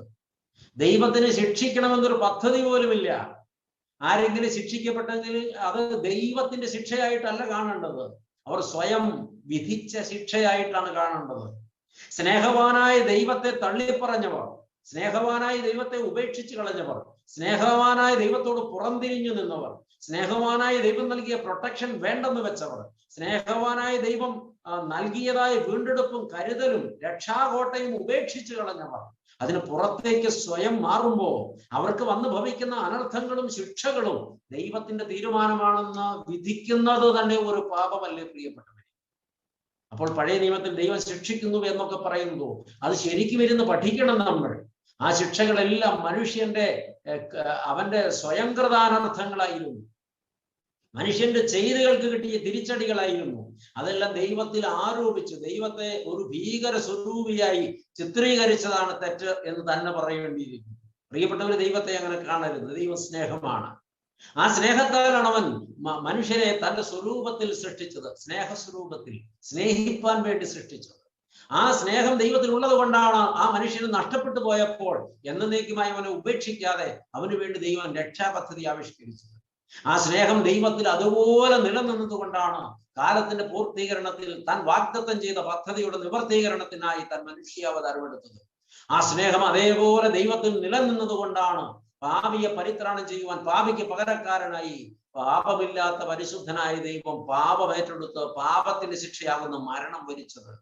ആ സ്നേഹം അവനിൽ അപ്പോഴും നിലനിന്നത് കൊണ്ടാണ് അവൻ മരണത്തെ തോൽപ്പിച്ച് ഉദ്ധാനം ചെയ്ത്, മനുഷ്യ നിനക്കൊരു പുനരുദ്ധാനമുണ്ട് എന്ന്, മരണത്തിനപ്പുറം ഒരു ജീവിതമുണ്ട് എന്ന് വിളംബരം ചെയ്തത്. ആ സ്നേഹം കർത്താവിലെ ആഴത്തിൽ നിൽക്കുന്നത് കൊണ്ടാണ് കർത്താവ് സ്വർഗത്തിലേക്ക് കയറി പോകുമ്പോൾ ഞാൻ പോയതുപോലെ വീണ്ടും വരും, നിനക്ക് വേണ്ടി വീടൊരുക്കാനാണ് ഞാൻ പോകുന്നതെന്ന് വിളംബരം ചെയ്തത്. അവൻ വരിക തന്നെ ചെയ്യും. പ്രിയപ്പെട്ട ദൈവമക്കളെ, ദൈവം സ്നേഹമാണ്. ഈ സ്നേഹ സാദൃശ്യം നമ്മിലുണ്ടോ?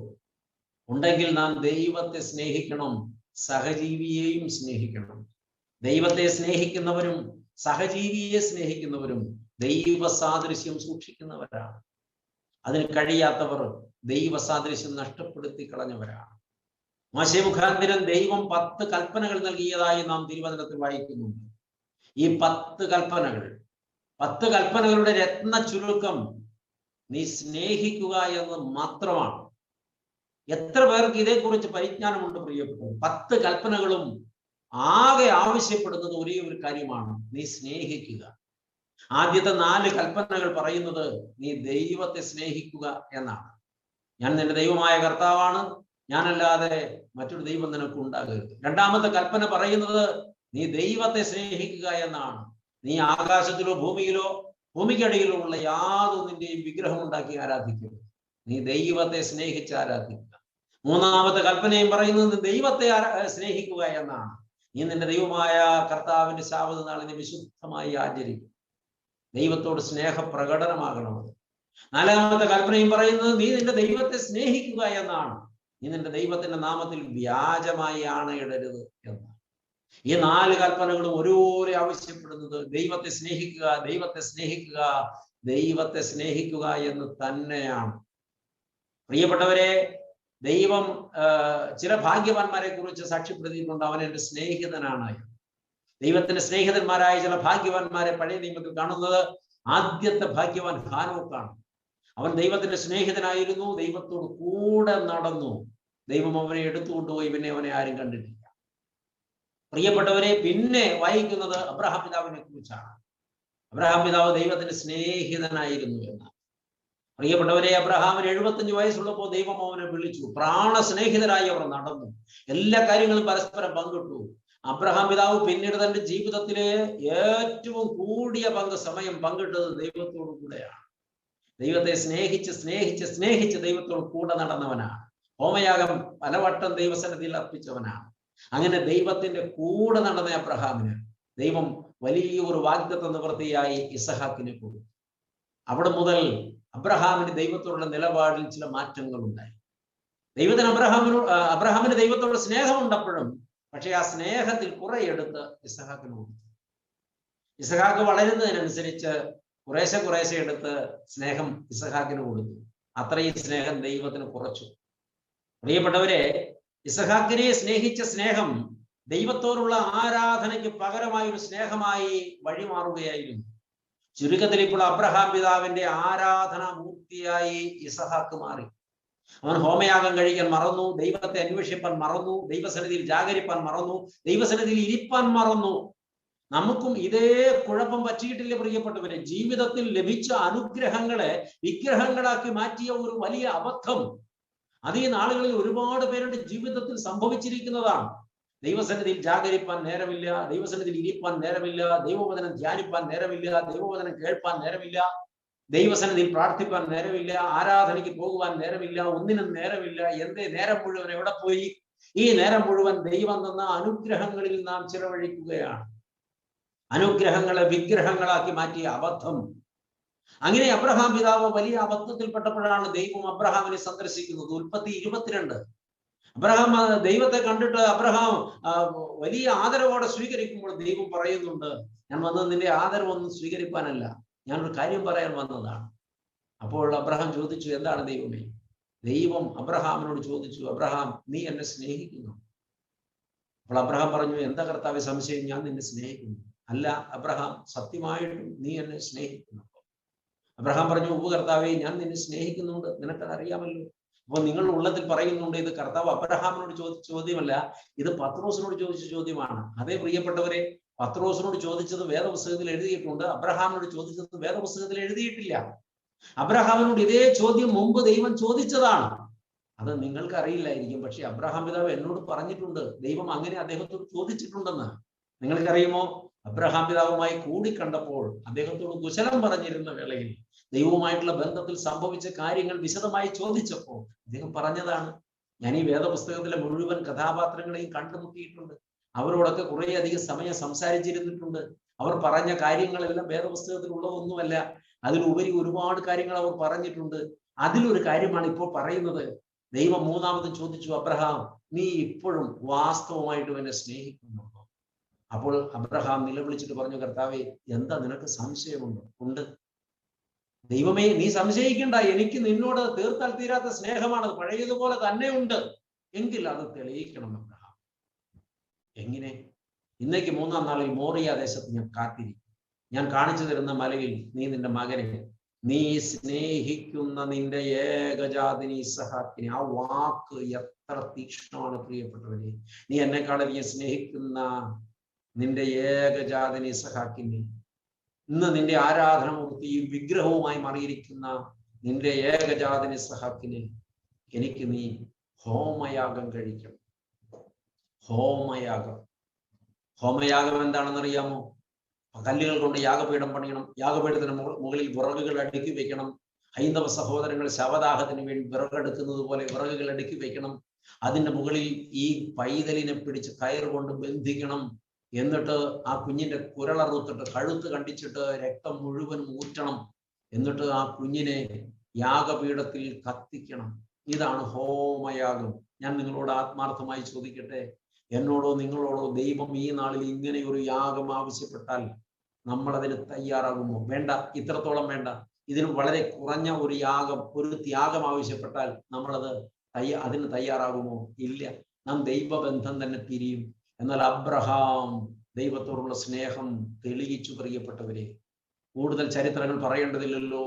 തന്റെ മകനെയും കൊണ്ട് മോറിയ ദേശത്ത് ചെന്ന് ദൈവം കൽപ്പിച്ച ഇടത്ത് യാഗപീഠം പണിത് വിറകെടുക്കി തന്റെ മകനെ ആ യാഗപീഠത്തിൽ ബന്ധിച്ച് തന്റെ അരയിൽ നിന്ന് കത്തി ഊരി ഈ കുഞ്ഞിന്റെ കണ്ടനാളം മുറിക്കുവാൻ അവൻ തയ്യാറായി. പക്ഷെ ദൈവം അനുവദിച്ചില്ല. അവിടെ കയർ കൊണ്ട് കെട്ടപ്പെടാത്തതും കാട്ടുപള്ളിയിൽ കൊമ്പ് കുരുങ്ങി കിടന്നതുമായ ഒരാട്ടുകൊറ്റനെ അപ്പോൾ അബ്രഹാം കണ്ടു. ആ ആട്ടുകൊറ്റൻ മാനവകുലത്തിന്റെ പാപത്തിന് പരിഹാരമാകുവാൻ കാൽവരിയിൽ കുരളറുക്കപ്പെട്ട ദൈവത്തിന്റെ പരിശുദ്ധ കുഞ്ഞാടായ മശിഹായെ സൂചിപ്പിക്കുന്ന കുഞ്ഞാടായിരുന്നു. പ്രിയപ്പെട്ടവരെ, ഇസ്ഹാക്കിന് പകരം ആ കുഞ്ഞാടിനെ ഹോമയാഗം കഴിച്ചു അബ്രഹാം. അങ്ങനെ ദൈവത്തോടുള്ള സ്നേഹം വെളിപ്പെടുത്തി. നാം ദൈവത്തോടുള്ള സ്നേഹം എത്രത്തോളം സൂക്ഷിക്കുന്നവരാണ് പ്രിയപ്പെട്ടവരെ? നാം പ്രിയപ്പെടുന്നത് എന്തെങ്കിലും ദൈവത്തിന് വേണ്ടി ത്യജിക്കണമെന്ന് പറഞ്ഞാൽ നമ്മൾ തയ്യാറാകുമോ? നമ്മുടെ ശീലങ്ങൾ, നമ്മുടെ ആസക്തികൾ, നമ്മുടെ ജീവിതത്തിലെ വാശി, നമ്മുടെ വൈരം, നമ്മുടെ വെറുപ്പ്, നമ്മുടെ വിദ്വേഷം, നമ്മുടെ പക, അതുപോലെ നമ്മുടെ ആഡംബര ജീവിതം, നമ്മുടെ സമ്പത്ത് സ്വരൂപിക്കുവാനുള്ള നമ്മുടെ ത്വര, ഇതിലേതെങ്കിലും ദൈവത്തോടുള്ള സ്നേഹത്തെ പ്രതി ത്യജിക്കണമെന്ന് ദൈവം ആവശ്യപ്പെട്ടാൽ നമ്മൾ അതിന് തയ്യാറാകുമോ?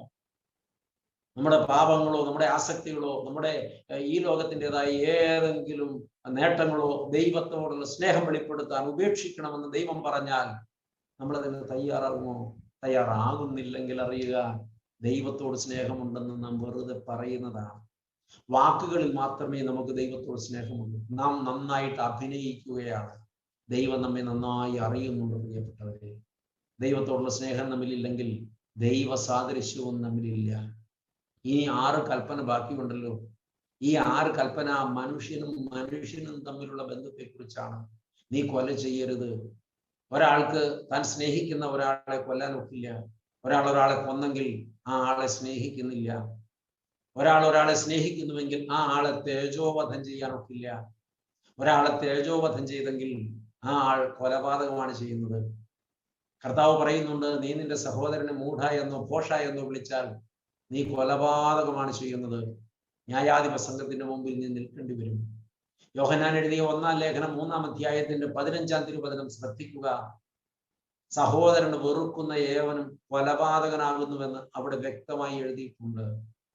യോഹന്നാൻ എഴുതിയ 1-ാം ലേഖനം 3-ാം അധ്യായം 15-ാം വാക്യമാണ് പറഞ്ഞത്, സഹോദരനെ വെറുക്കുന്നവൻ, സഹോദരനെ പകയ്ക്കുന്നവൻ കൊലപാതകനാകുന്നുവെന്നാണ്. അങ്ങനെയാണെങ്കിൽ നാം സത്യമായിട്ടും കൊലപാതകികളല്ലേ പ്രിയപ്പെട്ടവരെ? വീട്ടിലുള്ളവരെയും സമൂഹത്തിലുള്ളവരെയും കൂടെ ജോലി ചെയ്യുന്നവരെയും ഒക്കെ നമ്മുടെ ഉള്ളിൽ നാം വെറുക്കുന്നുവെങ്കിൽ നാം കൊലപാതകികളല്ലേ പ്രിയപ്പെട്ടവരെ? തിരിച്ചറിയണം, സ്നേഹിക്കുന്ന ഒരാളെ വെറുക്കാനാകില്ല, കൊല ചെയ്യാനാകില്ല. ആ ഒരു തെറ്റ് നമ്മിൽ ഉണ്ടാകുന്നുവെങ്കിൽ നാം കൽപ്പന തെറ്റിച്ചിരിക്കുന്നു. നീ വ്യഭിചാരം ചെയ്യരുത്. ഒരാളെ സ്നേഹിക്കുന്നുവെങ്കിൽ ആ ആളോട് വ്യഭിചാരം ചെയ്യാൻ കഴിയില്ല. അത് ചെയ്യുന്നുവെങ്കിൽ അവിടെ സ്നേഹമില്ല. നീ മോഷ്ടിക്കരുത്. ഒരാളുടേത് മോഷ്ടിക്കുന്നുവെങ്കിൽ ആ ആളോട് സ്നേഹമില്ല. സ്നേഹമുണ്ടെങ്കിൽ ഒരിക്കലും ആ ആളുടേതൊന്നും മോഷ്ടിക്കാൻ പറ്റില്ല. അപ്പോൾ അവിടെയും സ്നേഹമില്ല. വീണ്ടും പറയുന്നു, നീ കള്ളസാക്ഷി പറയരുത്. ഒരാളെ ഞാൻ സ്നേഹിക്കുന്നുവെങ്കിൽ ആ ആൾക്കെതിരെ എനിക്ക് കള്ളസാക്ഷി പറയാൻ കഴിയില്ല. കള്ളസാക്ഷി പറയുന്നുവെങ്കിൽ ഞാൻ ആ ആളെ സ്നേഹിക്കുന്നില്ല. നിനക്ക് ദീർഘായുസ് ഉണ്ടായിരിക്കാൻ നീ നിന്റെ പിതാവിനെയും മാതാവിനെയും ബഹുമാനിക്കണം. മാതാപിതാക്കളെ ബഹുമാനിക്കുന്നവർ അവരെ സ്നേഹിക്കുന്നുണ്ട്.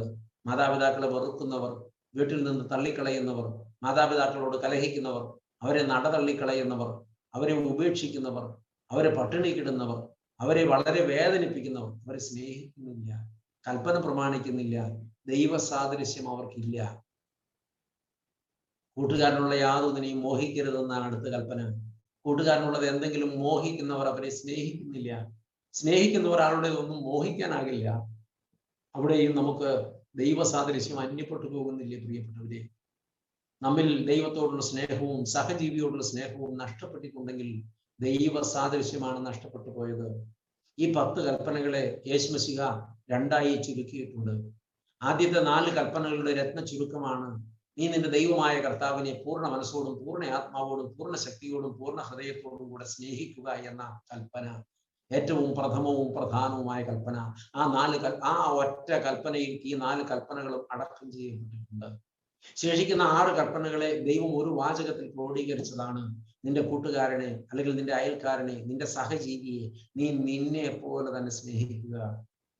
ലോകത്തുള്ള ഏത് മനുഷ്യനും ഏറ്റവും കൂടുതൽ സ്നേഹിക്കുന്നത് അവരെ തന്നെയാണ്, അവരെ തന്നെ.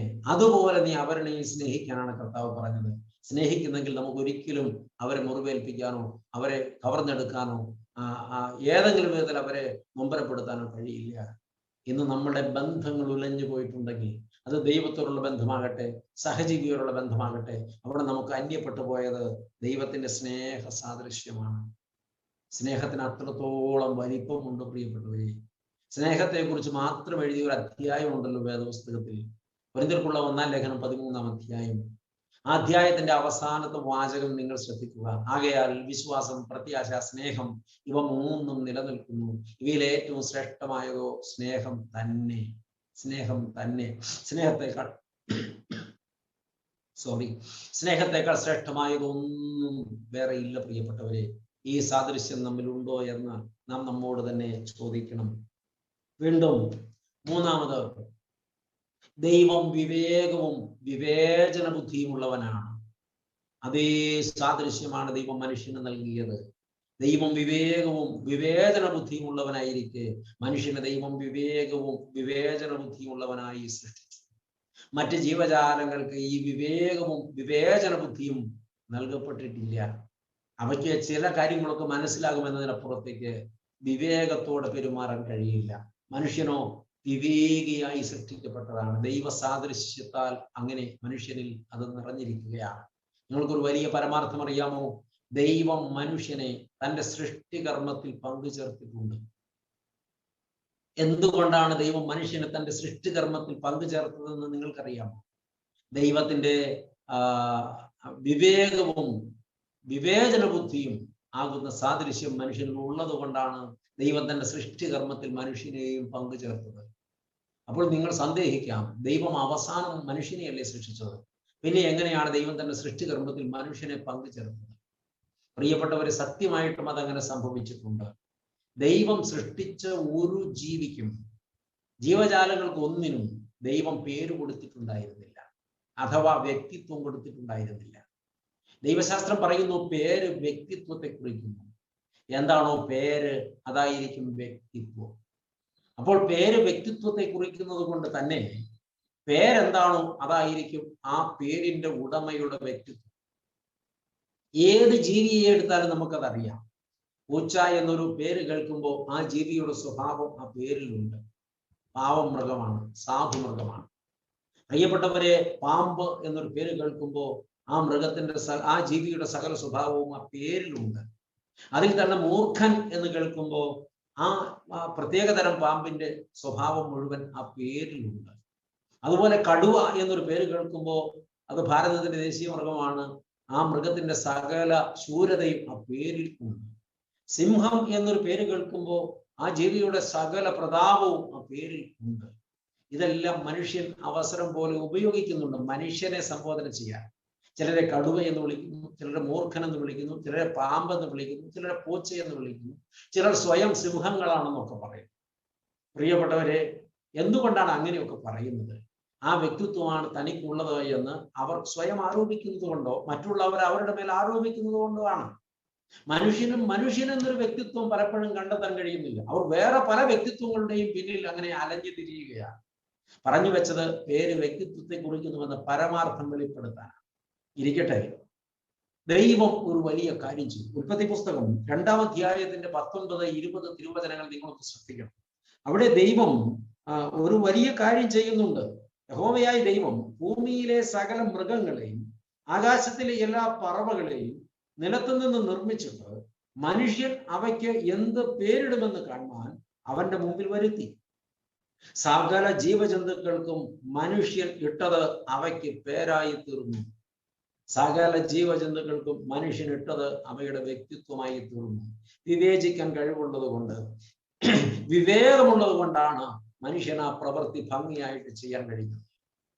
ദൈവം ചെയ്യേണ്ടതാണ് മനുഷ്യൻ ചെയ്യുന്നത്. ദൈവത്തിന് തൃപ്തികരമായിരുന്നു മനുഷ്യൻ ആ ജീവജാലങ്ങൾക്കിട്ട പേരുകൾ ഓരോന്നും. ഒന്നും ദൈവം തിരുത്തിയതായി നാം കാണുന്നില്ല. മനുഷ്യൻ ഇട്ടത് അവയ്ക്ക് പേരായി തീർന്നു. എന്തുകൊണ്ടാണ് അങ്ങനെ ആയി തീർന്നത്? ദൈവത്തിന്റെ വിവേകവും ദൈവത്തിന്റെ വിവേചന ബുദ്ധിയുമാകുന്ന ദൈവിക സാദൃശ്യം അത് മനുഷ്യനിലേക്ക് പകരപ്പെട്ടിരുന്നത് കൊണ്ട് മനുഷ്യൻ ചെയ്തത് പൂർണ്ണതയുള്ളതായിരുന്നു. 20-ാം വാക്യം പറയുന്നു, മനുഷ്യൻ എല്ലാ കന്നുകാലികൾക്കും ആകാശത്തിലെ പറവകൾക്കും എല്ലാ കാട്ടുമൃഗങ്ങൾക്കും പേരിട്ടു.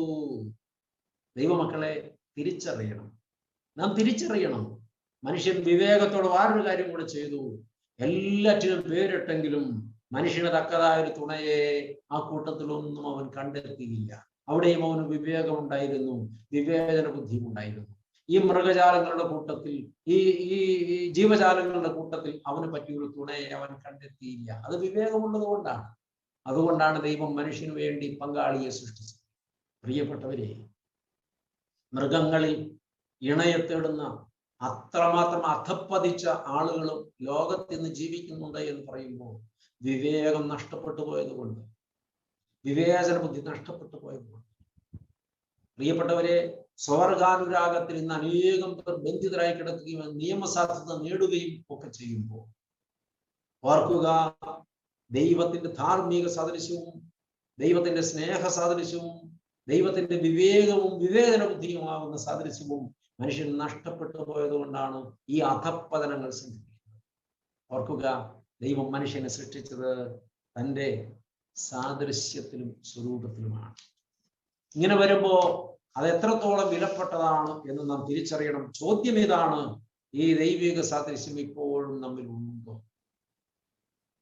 ആ വിവേകവും വിവേചന ബുദ്ധിയും നമ്മിലുണ്ടോ? തെറ്റിനെ ശരിയെയും വിവേചിക്കുവാൻ ഇപ്പോൾ നമുക്ക് കഴിയുന്നുണ്ടോ?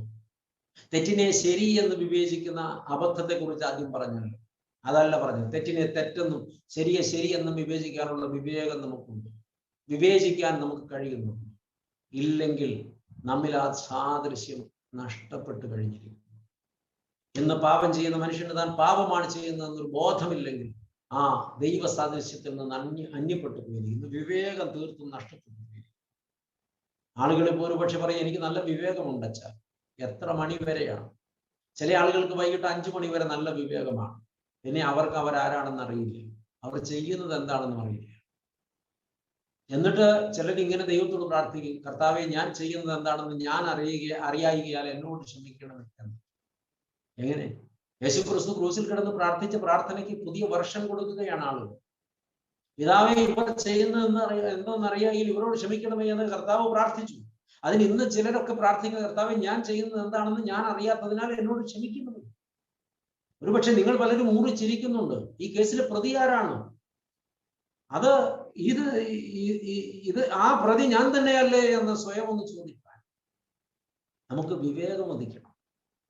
അതാണ് പ്രിയപ്പെട്ടവരെ ദൈവത്തിന്റെ 3-ാമത്തെ സാദൃശ്യം. 4-ാമത്തെ സാദൃശ്യം എന്ന് പറയുന്നത് ദൈവത്തിന്റെ രൂപസാദൃശ്യം അതുപോലെ മനുഷ്യന് നൽകപ്പെട്ടു എന്നുള്ളത്. ദൈവത്തിന്റെ രൂപപ്രകൃതിയാണ് മനുഷ്യന് നൽകപ്പെട്ടത്. അപ്പോൾ നമുക്ക് അവിടെ ഒരു ആശയക്കുഴപ്പം വരാം. ദൈവം അരൂപിയാണെന്ന് വചനം പഠിപ്പിക്കുന്നുണ്ട്. ദൈവത്തിനൊരു രൂപമില്ലെന്ന്, അരൂപിയാണ് ദൈവം. എന്നാൽ ദൈവം അരൂപിയായിരിക്കെ തന്നെ ദൈവത്തിനൊരു രൂപം ഉണ്ടെങ്കിൽ ആ രൂപം എന്തായിരിക്കും? ആ രൂപമാണ് ദൈവം മനുഷ്യന് നൽകിയത്. വേദപുസ്തകത്തിൽ അങ്ങനെ ചില സൂചനകൾ നമുക്ക് ലഭിക്കുന്നുണ്ട്. ഉൽപ്പത്തി പുസ്തകം 18-ാം അധ്യായം പഠിച്ചു തുടങ്ങുമ്പോൾ, വെയിൽ ഉറച്ചപ്പോൾ നട്ടുച്ച നേരമായപ്പോൾ അബ്രഹാം കൂടാരവാതിക്കൽ ഇരിക്കുകയായിരുന്നു. നിഴൽ തന്റെ മുമ്പിലൂടെ മാറുന്നത് കണ്ട് തലപൊക്കി നോക്കിയപ്പോൾ 3 പുരുഷന്മാർ തന്റെ കൂടാരവാതിലൂടെ വഴി നടന്നു പോകുന്നത് കൊണ്ട് 3 പുരുഷന്മാർ. അപ്പോൾ അത് ആരായിരുന്നു? അത് പിതാക്കന്മാർ വ്യാഖ്യാനിക്കുന്നത് പിതാവ്, പുത്രൻ, പരിശുദ്ധ റൂഹ എന്ന ത്രിയേക ദൈവമായിരുന്നു. വചനത്തിൽ എഴുതുന്നത് ദൈവം തമ്പുരാൻ 2 ദൂതന്മാരുമായിരുന്നു.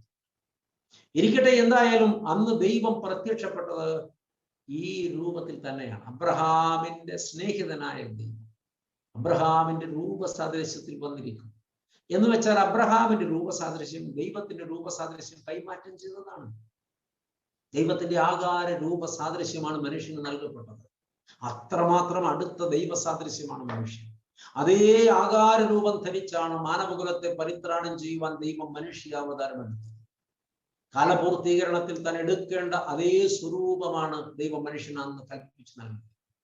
അതേ രൂപത്തിലാണ് കർത്താവ് മറുരൂപമനയിൽ രൂപാന്തരം പ്രാപിച്ചത്. അതേ രൂപത്തിലാണ് നമ്മുടെ കർത്താവ് കുരിശേറിയത്. അതേ രൂപത്തിലാണ് അവൻ കല്ലറയിൽ അടക്കം ചെയ്തത്. അതേ രൂപത്തിലാണ് നമ്മുടെ കർത്താവ് പുനരുത്ഥാനം ചെയ്തത്. അതേ രൂപത്തിലാണ് നമ്മുടെ കർത്താവ് സ്വർഗാരോഹണം ചെയ്യുന്നത്. അതേ രൂപത്തിൽ അവൻ തേജസ്കരിക്കപ്പെട്ട് മടങ്ങി വരും. ആമേൻ. ഓർക്കുക, ദൈവം മനുഷ്യന് നൽകിയത് തൻ്റെ സ്വരൂപമാണ്, ആകാര രൂപമാണ്. അങ്ങനെയാണെങ്കിൽ നമ്മൾ എന്ന മനുഷ്യൻ, ഈ 2 കാലിൽ നടക്കുന്ന മനുഷ്യൻ ദൈവത്തിന്റെ സ്വരൂപമാണ്. പ്രിയപ്പെട്ടവരെ, ദൈവസ്വരൂപമാണ് നമ്മളെങ്കിൽ തിരിച്ചറിയണം, മനുഷ്യൻ തൃത്വസ്വരൂപിയാണ്. ദൈവം ത്രിയേക ദൈവമാണ്. പിതാവ്, പുത്രൻ, പരിശുദ്ധ റൂഹ എന്ന ത്രിയേക ദൈവമാണ് നമ്മൾ ആരാധിക്കുന്ന ദൈവം. ഈ സൃഷ്ടി നടത്തിയ ദൈവം, ഈ പ്രപഞ്ചത്തെ പരിപാലിക്കുന്ന ദൈവം, ത്രിയേക ദൈവം. ആ ദൈവം തൃത്വസ്വരൂപിയായിരിക്കുന്നത് പോലെ മനുഷ്യനും തൃത്വസ്വരൂപിയാണ്. ദേഹം അഥവാ ശരീരമുണ്ട്, ദേഹി അഥവാ മനസ്സ്, ഇച്ഛ എന്ന ഒരു 2ാമത്തെ ഘടകമുണ്ട്, ആത്മാവ് എന്ന വളരെ പ്രധാനപ്പെട്ട 3ാമത്തെ ഘടകമുണ്ട്. ഈ ത്രിതലങ്ങളും വളരെ പ്രധാനപ്പെട്ടതാണ്. ചിലരൊക്കെ ദേഹത്തിന് ഒരു വിലയും കൽപ്പിക്കുന്നില്ല. ദേഹം മണ്ണോട് ചേർന്ന് അസ്തമിച്ചു പോകുന്നു, പിന്നെ ദേഹത്തെ കുറിച്ച് ഓർക്കണ്ട, ആത്മാവിനെ കുറിച്ച് ഓർത്താൽ മതി എന്ന്. മനസ്സിനെ കുറിച്ച് ചിലർ മിണ്ടുന്നില്ല. എന്നാൽ പ്രിയപ്പെട്ടവരെ, ശരീരത്തിൽ നിന്ന് ആത്മാവ് വേർപെടുമ്പോൾ മനസ്സ് ആത്മാവോടുകൂടെ ഇരിക്കുന്നു. മനസ്സ് ആത്മാവോടുകൂടെ ഇരിക്കുന്നു. ശരീരമോ അത് സംസ്കരിച്ചു വയ്ക്കപ്പെടുന്നു, മണ്ണിൽ സംസ്കരിച്ച് സൂക്ഷിക്കുകയാണ്. അത് പുനരുത്ഥാനം ചെയ്യാനുള്ള ശരീരമാണ്. ഈ ശരീരങ്ങൾ പുനരുത്ഥാനം ചെയ്യുമെന്ന് വചനത്തിൽ വ്യക്തമായി ദൈവം പഠിപ്പിച്ചിട്ടുണ്ട്. കർത്താവ് തൻ ഗംഭീരനാദത്തോടും പ്രധാന ദൂതന്റെ ശബ്ദത്തോടും ദൈവത്തിന്റെ കാഹളത്തോടും കൂടെ സ്വർഗത്തിൽ നിന്ന് ഇറങ്ങി വരും. അപ്പോൾ ക്രിസ്തുവിൽ മരിച്ചവർ ആദ്യം ഉത്ഥാനം ചെയ്യും. അത് ഉത്ഥാനം ചെയ്യാനുള്ള ശരീരമാണ്. അതുകൊണ്ടാണ് പള്ളികളോട് ചേർന്ന് സെമിത്തേരികൾ രൂപപ്പെട്ടത്. എന്താണ് സെമിത്തേരിയുടെ പ്രത്യേകത? പള്ളികളോളം പരിപാവനമാണ് സെമിത്തേരികൾ. ഈ സെമിത്തേരികളിൽ ഈ വിശുദ്ധരുടെ ശരീരം, കർത്താവ് യേശു മിശിഹായെ പ്രാപിച്ചവരുടെ ശരീരം, ദൈവത്തിന്റെ സ്വരൂപത്തിൽ സൃഷ്ടിക്കപ്പെട്ട ശരീരം, അത് സംസ്കരിച്ച് സൂക്ഷിക്കുകയാണ്. ആ ശരീരം പുനരുത്ഥാനം ചെയ്യാനുള്ളതാണ്. പ്രിയപ്പെട്ടവരെ, ആത്മാവും മനസ്സും ഒരുമിച്ചിരിക്കുന്നു എന്ന് പറഞ്ഞല്ലോ. ആത്മാവും മനസ്സും ഒരുമിച്ചിരിക്കുന്നത് കൊണ്ട് ആത്മാവിനെ മനസ്സിനെ ചിന്തിക്കുവാനും തീരുമാനിക്കുവാനും ഒക്കെ ഈ വേർപാടിന് ശേഷവും സാധിക്കും. അത് ഉൽപ്പത്തി പുസ്തകം 16-ാം അധ്യായം പഠിക്കുമ്പോൾ കർത്താവ് പറഞ്ഞ ഒരു ഉപമയിൽ വ്യക്തമായി പറഞ്ഞിട്ടുണ്ട്. ലാസറിന്റെയും ധനവാന്റെയും ഉപമ. ഈ ധനവാൻ പാതാളത്തിൽ യാതനാ സ്ഥലത്ത് കിടന്നുകൊണ്ട് പറുദീസായിൽ അബ്രഹാം പിതാവിന്റെ മടിയിലിരിക്കുന്ന ലാസറിനെ കാണുന്നു. അദ്ദേഹം സങ്കടപ്പെടുന്നു, അഭയം ചൊല്ലുന്നു, നിലവിളിക്കുന്നു, അനുതപിക്കാൻ ശ്രമിക്കുന്നു. തൻ്റെ നാട്ടിൽ ജീവിച്ചിരിക്കുന്ന, ജഡത്തിൽ ജീവിച്ചിരിക്കുന്ന സഹോദരങ്ങളെ കുറിച്ച് വിലാപം കഴിക്കുകയും അവർക്ക് വേണ്ടി പ്രാർത്ഥിക്കുകയൊക്കെ ചെയ്യുന്നു. പ്രിയപ്പെട്ടവരെ, ഈ ശരീരത്തിൽ നിന്ന് ആത്മാവ് വേർപെട്ട ശേഷവും ആത്മാവ് സജീവമാണെന്ന്, മനസ്സാ കൂടെ സജീവമാണെന്ന് ഈ സംഭവം നമ്മളെ പഠിപ്പിക്കുകയാണ്. ഈ ത്രിതലങ്ങളിലും മനുഷ്യന് വീണ്ടെടുപ്പുണ്ട്. പ്രിയപ്പെട്ടവരെ, ശരീരത്തിന് വീണ്ടെടുപ്പുള്ളതുപോലെ മനസ്സിനും ആത്മാവിനും വീണ്ടെടുപ്പുണ്ട്. അതുകൊണ്ട് ഈ രാത്രി മനസ്സിലാക്കണം, മനുഷ്യൻ തികച്ചും വിലപ്പെട്ടവനാണ്. ഒട്ടും നിസ്സാരവൽക്കരിക്കരുത്. നാം നമ്മെക്കുറിച്ച് അവബോധമുള്ളവരാകണം. എന്നാൽ ഒരു മനുഷ്യന് ഇപ്പോൾ ചോദിക്കേണ്ടത് ദൈവ സാദൃശ്യം എത്രത്തോളം നമ്മിലുണ്ട് എന്നുള്ളതാണ്. ദൈവത്തിന്റെ ധാർമ്മിക സാദൃശ്യം നമ്മിലുണ്ട്, ദൈവത്തിന്റെ സ്നേഹ സാദൃശ്യം നമ്മിലുണ്ട്, ദൈവത്തിന്റെ വിവേകവും വിവേചന ബുദ്ധിയുമാകുന്ന ആ സാദൃശ്യം ഇപ്പോൾ നമ്മിലുണ്ടോ? ദൈവത്തിന്റെ ആകാര രൂപ സാദൃശ്യം മങ്ങലേൽക്കാതെ, ഒളിമങ്ങാതെ, ഭംഗം വരാതെ നമ്മിലുണ്ടോ? ഇല്ലെങ്കിൽ പ്രിയപ്പെട്ടവരെ, നാം ദൈവ സാദൃശ്യത്തിൽ നിന്ന് അന്യപ്പെടുത്തി കളഞ്ഞവരാണ്. എന്നാൽ ഇപ്രകാരം പാപത്തിന്റെ പിടിയിലമർന്ന്, സ്വാർത്ഥതയുടെ പിടിയിലമർന്ന്, വികളത്തിന്റെ പിടിയിലമർന്ന്, മത്സരത്തിന്റെ പിടിയിലമർന്ന് ദൈവ സാദൃശ്യം നഷ്ടപ്പെടുത്തി കളഞ്ഞ മനുഷ്യനെ ദൈവ സാദൃശ്യത്തിലേക്കും പരിപൂർണതയിലേക്കും മടക്കി കൊണ്ടുവരുവാൻ ദൈവമായ കർത്താവ് ആവിഷ്കരിച്ച് നടപ്പിലാക്കിയ അത്യന്തം ശ്രേഷ്ഠമായ രക്ഷാപദ്ധതിയാണ് കർത്താവായ യേശു മിശിഹായുടെ കാൽവരി യാഗത്തിൽ പൂർത്തീകരിക്കപ്പെട്ടത്. ഇനി നോമ്പിന്റെ അടുത്ത് വരുന്ന നാളുകൾ കർത്താവ് യേശു മിശിഹായുടെ പെസഹാ യാഗത്തിലൂടെ നിത്യജീവന്റെ കൂട്ടായ്മയിലേക്കും കർത്താവ് യേശു മിശിഹായുടെ പീഠാസഹനങ്ങളിലൂടെ പാപമോചനത്തിന്റെ അനുഗ്രഹിക്കപ്പെട്ട തലങ്ങളിലേക്കും കർത്താവ് യേശു മിശിഹായോട് കൂടിയുള്ള ആ പുനരുത്ഥാനത്തിലൂടെ നമ്മുടെ ജീവിതത്തിന്റെ പുതുക്കത്തിലേക്കും ഒക്കെ നാം വരുവാൻ ഒരുങ്ങുന്ന ദിനങ്ങളാണ്. അതുകൊണ്ട് നമുക്ക് നാം നഷ്ടപ്പെടുത്തി കളഞ്ഞ ഈ ദൈവീക സാദൃശ്യം തിരികെ പ്രാപിപ്പാൻ വലിയ വെമ്പലും വലിയ ആലോചനയും വലിയ കൊതിയും ശക്തമായ തീരുമാനവും നമ്മൾ ഉണ്ടാകേണ്ട ദിനങ്ങളാണ് ഈ നോമ്പ് ദിനങ്ങളെന്ന് വ്യക്തമായി ദൈവം നമ്മളെ പഠിപ്പിക്കുകയാണ്. ആദം ഏദൻ തോട്ടത്തിൽ പാപം ചെയ്തപ്പോൾ അവരുടെ ധാർമ്മിക സാദൃശ്യം, ദൈവം അവർക്ക് കൊടുത്ത വിശുദ്ധിയും നീതിയും അവർക്ക് നഷ്ടപ്പെട്ടു. ആദം ഏദൻ തോട്ടത്തിൽ പാപം ചെയ്തപ്പോൾ ദൈവത്തെ സ്നേഹിക്കുന്നതിനും സഹജീവിയെ സ്നേഹിക്കുന്നതിനും കഴിയാതെ സ്നേഹ സാദൃശ്യം അവർക്ക് നഷ്ടപ്പെട്ടു. ദൈവത്തിന് അടുത്ത് ചെല്ലാൻ കഴിയാതെ ദൈവത്തെ ഭയപ്പെടുന്ന നിലയിൽ ദൈവത്തിൽ നിന്ന് ഓടി അകലുവാനും സ്വയം ന്യായീകരിക്കാനും നീതീകരിക്കാനും ദൈവത്തെ കുറ്റപ്പെടുത്താനും വരെ മനുഷ്യൻ തയ്യാറായി. ആദം പറയുന്ന ഒരു വാക്ക് ശ്രദ്ധിക്കുക, നീ എന്നോട് കൂടെ ഇരിപ്പാൻ തന്ന സ്ത്രീയാണ് ആ പഴം തന്നത്, അതുകൊണ്ടാണ് ഞാൻ എത്തുന്നത്. ദൈവമേ, നീ അവളെ തന്നത് കൊണ്ടാണ് ഈ ഗതി എനിക്ക് വന്നത്.